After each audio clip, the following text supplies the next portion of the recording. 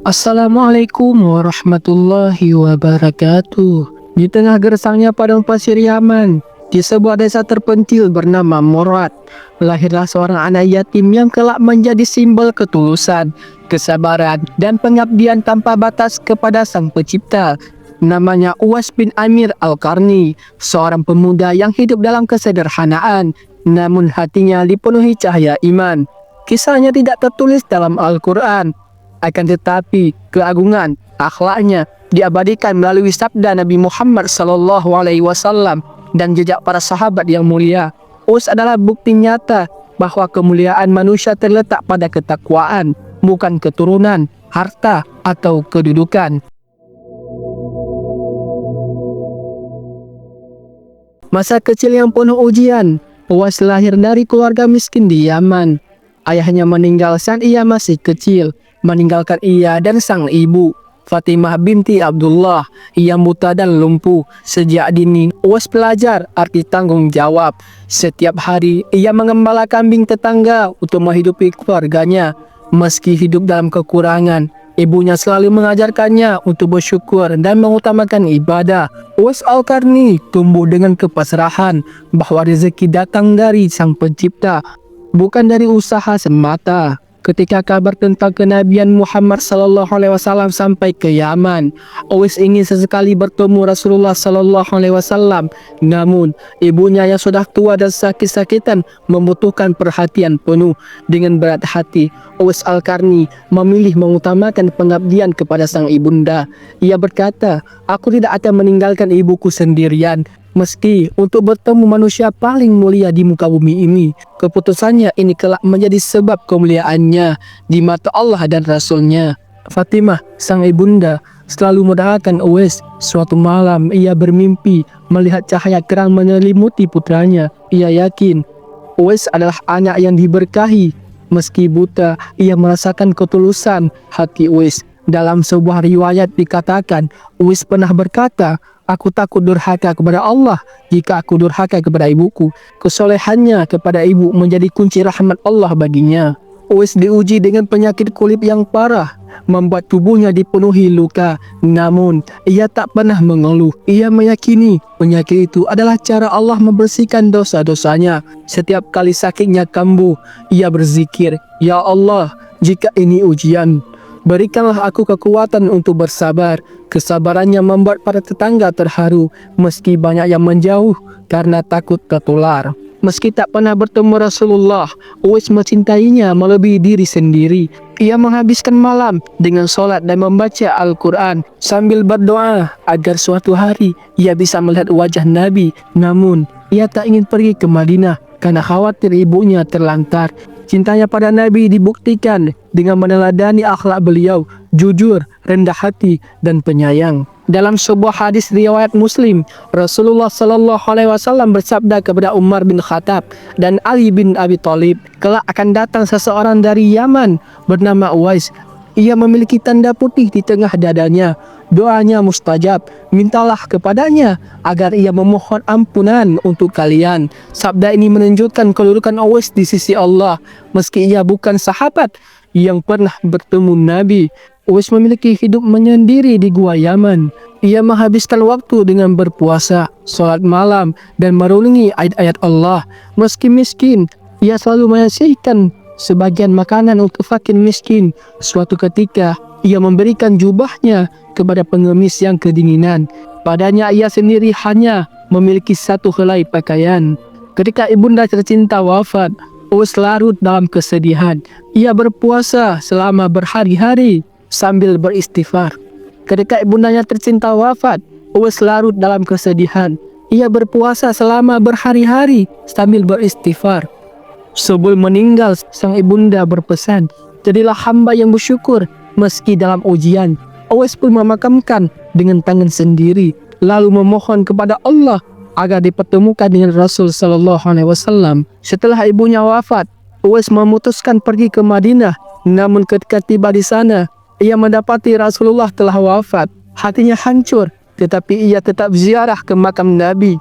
Di sana ia menangis sejadinya, "Wahai Rasulullah, andai aku bisa memelukmu sekali saja."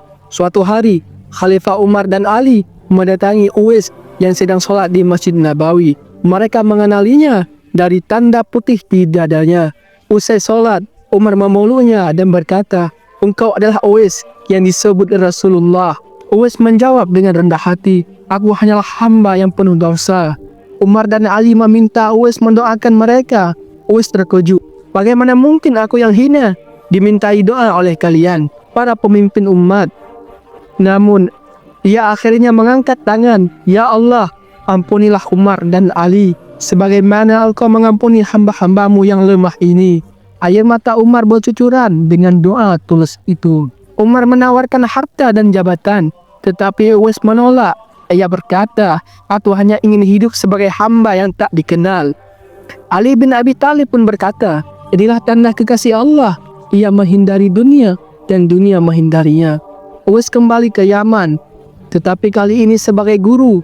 Ia mengajarkan tauhid, zuhud, dan cinta kepada Rasulullah SAW. Murid-muridnya terpesona oleh ketenangan hatinya. Ia sering berkata, "Ilmu yang tidak membawa kita dekat pada Allah hanyalah kesia-siaan." Suatu ketika, seorang pendaki menuduh Uwais melakukan sihir. Ia ditangkap dan dihukum cambuk. Tanpa membela diri, Uwais hanya berbisik, "Ya Allah, ampuni mereka." Mereka tidak tahu saat Algojo mencambuknya, cambuk itu justru melukai si Algojo sendiri. Peristiwa ini membuat banyak orang beriman kepadanya. Karamah Uwais sering terjadi. Suatu hari, ia berdoa meminta hujan saat kemarau panjang. Langit pun mendung dan hujan turun lebat. Saat ditanya rahasianya, ia menjawab, "Allah Maha mendengar doa hambanya yang hina." Uwais tetap memilih hidup sebagai pengembala kambing. Ia menolak sumbangan, bahkan dari muridnya. "Aku takut rezeki haram masuk ke tubuhku." Ia hanya makan dari hasil kerja sendiri. Sebelum wafat, Uwais berpesan, "Jagalah sholat, berbaktilah kepada orang tua, dan jangan pernah putus berharap kepada Allah. Sesungguhnya pintu taubat terbuka lebar." Uwais wafat dalam kesendirian di sebuah padang pasir Yaman. Tak ada yang tahu pasti makamnya. Sesuai permintaannya agar tidak dikultuskan, namun cahaya hatinya tetap abadi menjadi teladan. Uwais mengajarkan bahwa keikhlasan adalah kunci diterimanya amal. Ia juga menekankan pentingnya menyembunyikan kebaikan. Amal yang paling dicintai Allah adalah tersembunyi, seperti sedekah dengan tangan kanan tanpa diketahui dengan tangan kiri. Imam Ahmad bin Hanbal berkata, Uwais adalah simbol zuhud sejati. Ia membuktikan bahwa kemuliaan bukan dari banyaknya pengikut, tetapi dari ketakwaan. Rasulullah SAW pernah bersabda, Uwais Al-Qarni adalah sebaik-baik tabi'in. Berimanlah kepada Allah melalui dia. Hadis riwayat Tirmizi. Hadis ini menunjukkan betapa Nabi menghargai kesolehan Uwais meski tak pernah bertemu. Kisah Uwais menjadi dalil keutamaan berbakti kepada kedua orang tua. Allah berfirman dalam Al-Quran, Quran Surat Al-Isra ayat 23, "Dan Tuhanmu telah memerintahkan agar kamu jangan menyembah selain dia, dan hendaklah berbuat baik kepada ibu bapamu." Penyakit kulit Uwais mengajarkan bahwa ujian fisik bukanlah penghalang untuk mencapai derajat. Justru, ia menjadi sarana pensucian jiwa. Uwais sering merenung di kuburan, berbisik, "Wahai jiwa, bersiaplah, suatu hari kau akan kembali ke sini." Renungan ini membuatnya semakin zuhud terhadap dunia. Banyak ulama sufi seperti Hasan Al-Basri mengaku terinspirasi oleh Uwais. Ajaran cinta tanpa pamrih dan kesederhanaan hidup menjadi fondasi tasawuf Islam. Sebagian orang meragukan kisah Uwais, tetapi para ahli hadis seperti Imam Bukhari dan Muslim memasukkan riwayat tentangnya dalam kitab mereka. Di era materialistik, keteladanan Uwais mengingatkan kita untuk tidak terjebak pada gelapnya dunia. Kesederhanaan, bakti pada orang tua, dan keikhlasan adalah nilai universal yang abadi. Uwais selalu berdoa, "Ya Allah, jadikanlah kami hamba-Mu yang bersyukur dalam kecukupan, sabar dalam ujian, dan tawakal dalam setiap ketetapan-Mu." Uwais pernah berpesan, ilmu tanpa amal adalah kebohongan, amal tanpa keikhlasan adalah kesia-siaan, keikhlasan tanpa cinta pada Rasul adalah kegelapan. Uwais meninggal dunia tanpa harta, tetapi warisannya tak ternilai. Keteladanan dan zuhud cinta pada ibu, dan keyakinan bahwa Allah selalu dekat dengan hambanya yang bersabar. Kisah Uwais Al-Qarni adalah cerminan bagi setiap Muslim bahwa kemuliaan sejati terletak pada ketakwaan, bukan popularitas. Ia mengajarkan kita untuk mengutamakan kebaktian kepada orang tua, hidup sederhana, dan menyembunyikan amal soleh meski namanya tak tertulis dalam Al-Quran. Kelagungan akhlaknya diabadikan melalui sabda Nabi dan keteladanan para salafus soleh.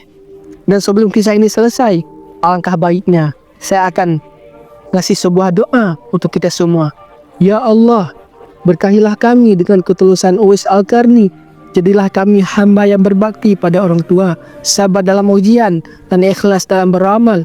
Ampuni dosa-dosa kami dan pertemukan kami dengan kekasih-Mu, yaitu Nabi Muhammad SAW, di surgamu yang abadi. Limpahkanlah kasih-Mu kepada Uwais dan semua orang soleh yang mengikuti jalannya. Amin. Amin ya rabbal alamin.